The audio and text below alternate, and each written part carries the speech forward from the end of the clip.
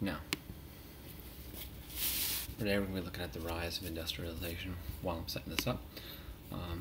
Just a quick little thing. When we last left off here, we talked about farmers and populism. When this country was founded, we were a bunch of farmers. I mean, we came from England. That's what we did. We farmed. 1865, after the Civil War, we are the largest agrarian country. By 1900, we will be the largest industrial country. And so there's a huge flip in 35 years, and there's a lot of things going on in that time. And so we're going to look at a couple of things, all right? First off, key to us becoming a great industrial nation was this lovely French word, laissez-faire. Laissez-faire capitalism, which we are a capitalist country. That means we try to make as much money as possible. Laissez-faire loosely translates to hands-off. And what that means is that the government will not get involved in the business or politics of business at all. Best way to think about that is if you want to go make a company, the government's not going to come out and say you can't start that company. Unless, of course, you're using slave labor or something like that. You're free to do whatever you want. And so you have all those things going on there. So that's laissez-faire. Now, I'm kind of loosely going over here. There's tons of stuff to talk about, but because of time, we have to shorten it down. Now, one of the greatest inventions they came up with is called the Bessemer process, which was this thing right here. Pig iron, as it's called, very heavy iron, can go into stuff, but it's not really sturdy enough, and it's very heavy, and it's very hard to do. So because of the Bessemer process, what they did is they put the iron inside of this vessel, right? Top iron had some air in it, we had some tuyers, etc. And so as the air is extracted, it becomes extremely hot molten iron. You lay it down some castings, and when it cools, we have a great new invention called steel. Steel is more durable, you can make bigger buildings, etc. And so thanks to the Bessemer process, steel became available, and cities such as Pittsburgh and Cleveland and Philadelphia became major hubs of these things. In fact, Pittsburgh, they are called the, Steelers, because of that, black and gold. It's iron to steel. Their whole economy is based off of this. And so that's where we are with that, all right? Now, on to one or two really good inventors. The first one I want to talk about is this guy. This is Thomas Edison. Or as he was known, the Wizard of Menlo Park, because of his lab in New Jersey. And we see here he's responsible for the incandescent light bulb. What incandescent basically means is that the filaments are inside of the light bulbs, hit in, right? Now, these have recently been replaced by the LED light bulbs because they're better, etc. But without this, things couldn't have gone further, because with electricity you can now put factories wherever you want. Some podunk part of some just rural city can have a factory. It doesn't have to be near water or wind or something like it had in the past.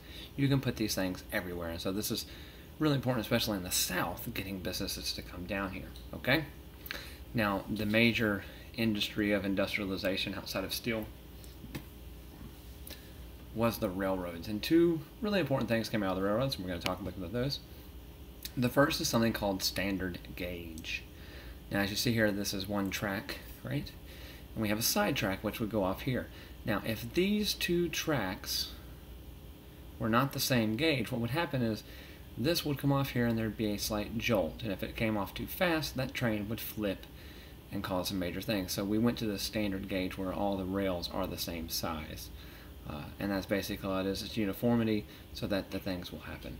Now, the other thing, you might see this when you're watching a TV program or something says it's going to happen at 5 Eastern time. Well, you live in the Central time zone.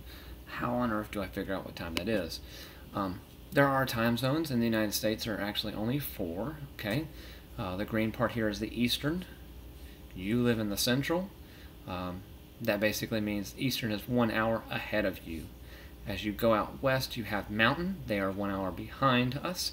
And finally, Pacific is 2 hours behind us.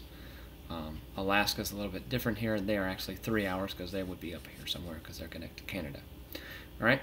The whole purpose of the time zone was that if something was made in New York being shipped to California, the manufacturer could say it's leaving at such a time on a railroad. We know how fast a railroad is going and things, and we can tell you about what time it should arrive. We all want to know what time our packages are going to get here. You look at your eBay tracking things all the time. So there it is with that, okay?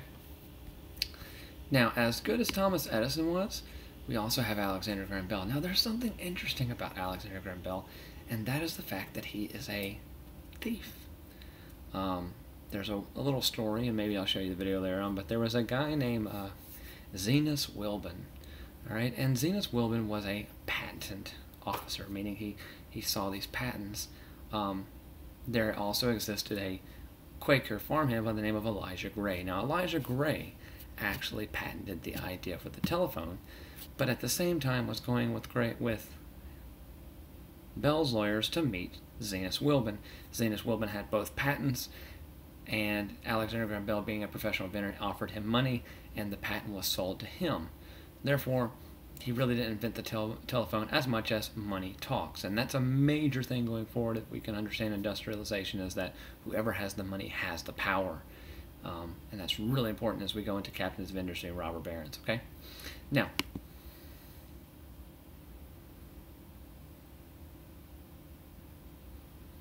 I'll let you watch this video on your own time, but this is basically the Beverly Hillbillies, because something happens, and as it says in the video here, one day Jed was out hunting for some food, and up comes the fountain, bubbly and crude, right? We're talking about oil. There is the Texas oil boom at this time, all right? That basically meant there were parts of Texas where the oil was just flowing, and now this is going to become very important, especially as we start producing. Listen to my story about a man named Jed, a poor mountaineer, barely kept his family fed. So that was our song, right?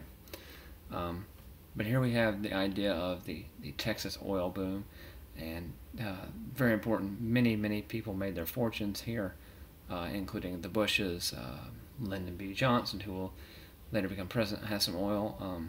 Many companies have oil down there, and so that is the idea, okay? Now, the two things, or three things I kind of want you to look here, is that how government began on the system of laissez-faire. Why would our government want the businesses to operate freely and do as they wish? All right. Second thing, if you see there, describe how the Bessemer process led to larger cities. Bessemer process is steel, so how did steel lead to larger cities? Explain that. And third thing, explain how electricity changed the nature of business. I kind of went through that earlier, but jot those down real quick, and then we'll get into our second section of notes here momentarily.